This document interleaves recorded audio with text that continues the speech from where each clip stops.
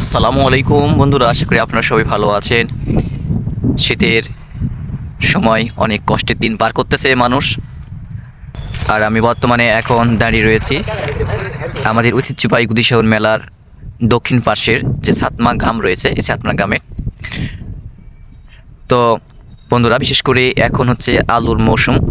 বিশেষ করে আলু কিন্তু লাগানো হয়ে গেছে। আর ওই যে দেখেন ওই পাশে কিন্তু আলুর যে এখন কান্দি, এই কান্দিটা হচ্ছে আলু গাছ বের হয়ে গেছে। আলু কিন্তু এখন বাঁধানোর সময়, আলু বাঁধানো হচ্ছে। এবারে যে আলু যেভাবে আমরা পাচ্ছি, এটা একটু দাম বাড়লেও আমাদের কোনো সমস্যা নাই। তো গতবার আমি আমার ভিডিওতে বলছিলাম যে আলুর দাম থাকবে 20 থেকে 30 টাকা কেজি। তো ওখানে আমাকে অনেকে কমেন্ট করে পাগলা বলেছিলেন যে ভাই, আমি lakh lakh million million ton নিতে চাই, আপনি কি দেবেন? আমি তাদেরকে বলেছিলাম দাম এটি থাকবে ভাই, আপনি যত কেজি নেবেন তত আপনাকে দেওয়া হবে। কিন্তু পরবর্তীতে যখন আলুর দাম ঠিকই কম থাকলো, 20 টাকা 25 টাকা 30 টাকা কেজি, তখন কিন্তু আমার সাথে আর যোগাযোগ করে নাই। কারণ আলু নিয়ে কী করবে, আলু তো লাভ করতে পারবে না। তো এবারে আলুর দাম তুলনামূলকভাবে একটু বেশি থাকবে। 20 টাকা বিক্রি হবে না, 25 টাকা বিক্রি হবে না। আলু উৎপাদনের পরে শেষের দিকে 30 টাকা প্লাস কিন্তু আলুর দাম থাকার সম্ভাবনা। এবারে আমার একটা আইডিয়া বা ধারণা করতেছি।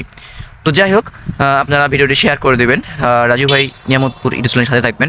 আসসালামু আলাইকুম ওয়া রাহমাতুল্লাহি ওয়া বারাকাতুহু।